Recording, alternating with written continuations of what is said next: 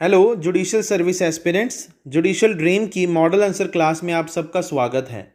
आज इस क्लास में हम मेंटेनेंस पर एक क्वेश्चन डिस्कस करेंगे और यह समझेंगे कि क्या एक हिंदू वाइफ अपने हस्बैंड से मेंटेनेंस क्लेम कर सकती है और क्या वो हस्बैंड किसी भी लॉ के अकॉर्डिंग बाउंड है अपनी वाइफ को मेंटेनेंस देने के लिए। किसी भी एग्ज़ाम में इस क्वेश्चन को डायरेक्टली पूछा जा सकता है कि whether a Hindu wife is entitled to get maintenance from her husband, and if yes, then discuss the provisions under which she can claim maintenance from her husband with relevant case laws। किसी भी exam में अगर आपको ये question पूछा जाता है तो आपने अपने आंसर में सबसे पहले थोड़ा सा प्रियम्बल को एक्सप्लेन करना है और यह बताना है कि प्रियम्बल के अकॉर्डिंग जो अपना इंडिया है वो एक सोशलिस्ट कंट्री है और इसमें गवर्नमेंट की ये रिस्पॉन्सिबिलिटी है कि वो हर एक पर्सन, चाहे वो मेल हो या फीमेल, उसको सोशल जस्टिस प्रोवाइड करे। और जो मेंटेनेंस की प्रोविजंस है वो इसी बिलीफ पे बेस्ड हैं कि मेंटेनेंस का जो मेन एम है वो डेस्टिट्यूशन एंड वैग्रेंसी को प्रोटेक्ट करना है और एक फीमेल को होमलेस होने से बचाना है। अपने आंसर में प्रियम्बल को एक्सप्लेन करने के बाद हम यह बताएंगे कि हिंदू रिलीजन के अकॉर्डिंग मैरिज एक सेक्रामेंट है और इसमें हस्बैंड की रिस्पॉन्सिबिलिटी है कि वो अपनी वाइफ को physically, emotionally and financially support करे। इन दोनों एस्पेक्ट्स को डिस्कस करने के बाद हम अपने आंसर में एक क्वेश्चन अराइज करेंगे कि अगर किसी भी केस में हस्बैंड अपनी वाइफ को फाइनेंशियली सपोर्ट करने से मना कर देता है तो उस केस में क्या उस वाइफ के पास ये राइट है कि वो अपने हस्बैंड से मेंटेनेंस क्लेम कर सके और क्या हस्बैंड बाउंड है उसको मेंटेनेंस देने के लिए। इस क्वेश्चन को क्लैरिफाई करने के लिए हम बताएंगे कि जो अपनी इंडियन सोसाइटी है वो एक पैट्रियार्कल सोसाइटी है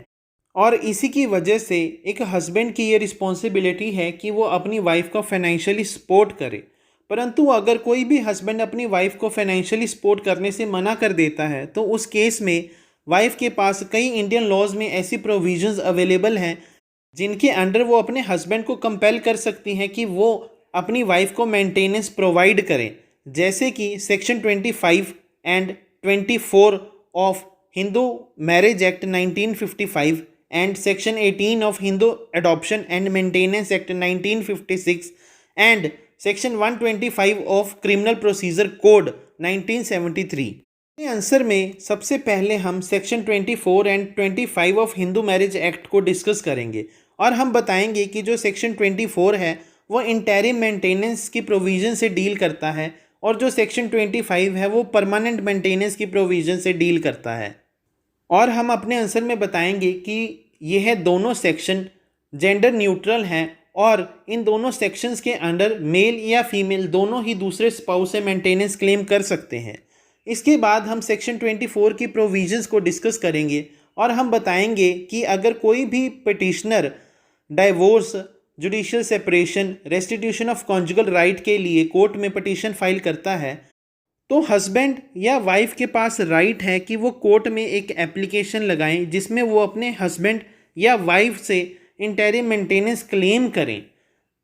कोर्ट जब भी इंटरिम मेंटेनेंस को ग्रांट करती है तो वो यह सेटिस्फाई करती है कि जो हस्बैंड या वाइफ मेंटेनेंस मांग रहा है उसके पास इतने सफिशिएंट फंड्स नहीं हैं कि वो अपनी लाइफ को व्यतीत कर सके और जो भी नेसेसरी एक्सपेंसेस हैं प्रोसीडिंग्स को कंडक्ट करने के लिए उनको पे कर सके।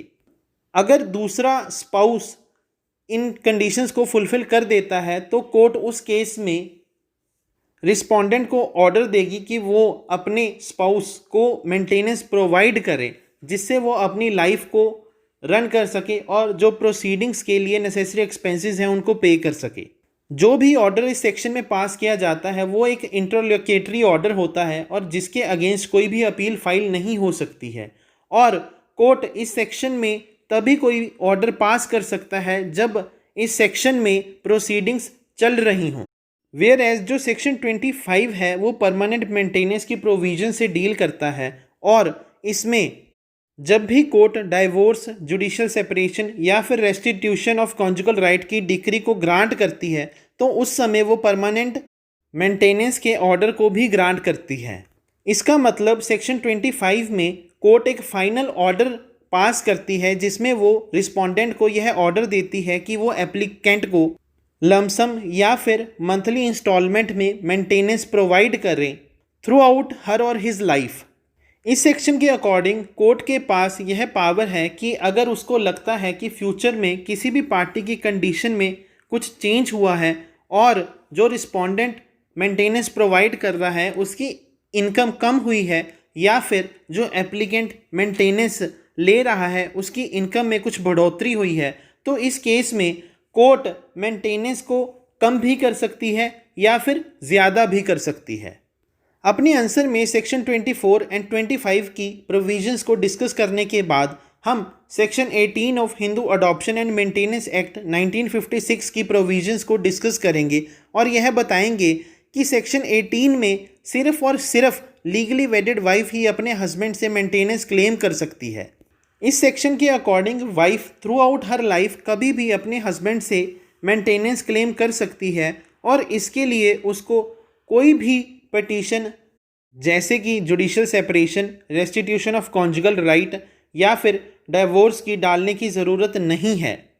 अकॉर्डिंग टू दिस सेक्शन अगर वाइफ अपने हस्बैंड के साथ नहीं रह रही है और किसी और जगह पर रह रही है तो उस केस में उसको यह प्रूफ करना होगा कि हस्बैंड गिल्टी पार्टी है और वो अपनी वाइफ को डिज़र्ट करके विदाउट एनी रीजनेबल एक्सक्यूज़ कहीं चला गया है या फिर अपनी वाइफ को मारता पीटता है और उसको ह्यूमिलिएट करता है या फिर वाइफ के पास कोई भी रीजनेबल ग्राउंड हो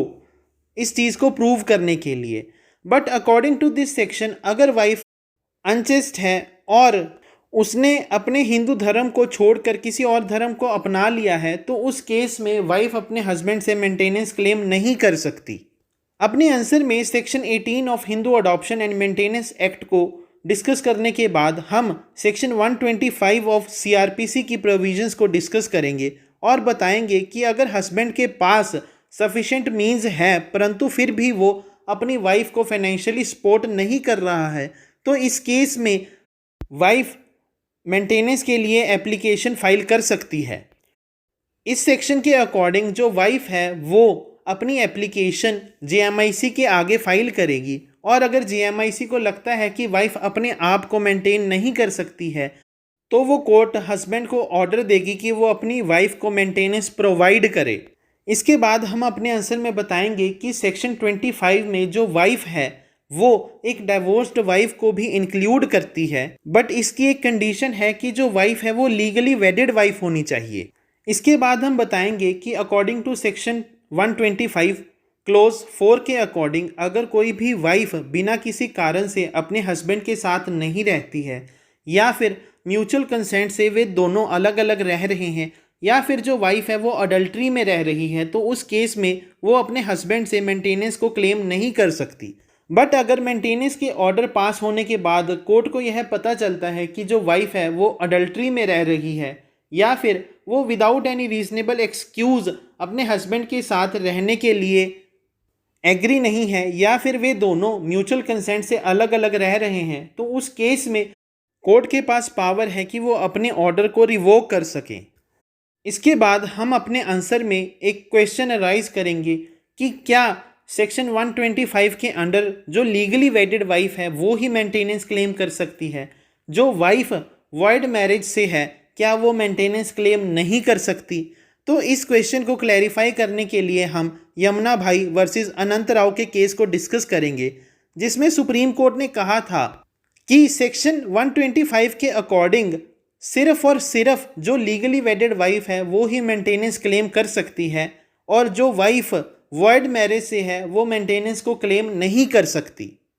बट इस जजमेंट को सुप्रीम कोर्ट ने बादशाह वर्सेस उर्मिला बादशाह एंड अदर्स के केस में ओवररूल कर दिया था और यह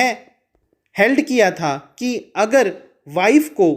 अपने हस्बैंड की फर्स्ट मैरिज के बारे में कुछ नहीं पता है तो उस केस में ये अनरीजनेबल होगा कि हम उसको हस्बैंड की गलती की सज़ा दें और उसको मेंटेनेंस ना प्रोवाइड करें। तो सुप्रीम कोर्ट ने इस केस में हेल्ड किया कि अगर वाइफ को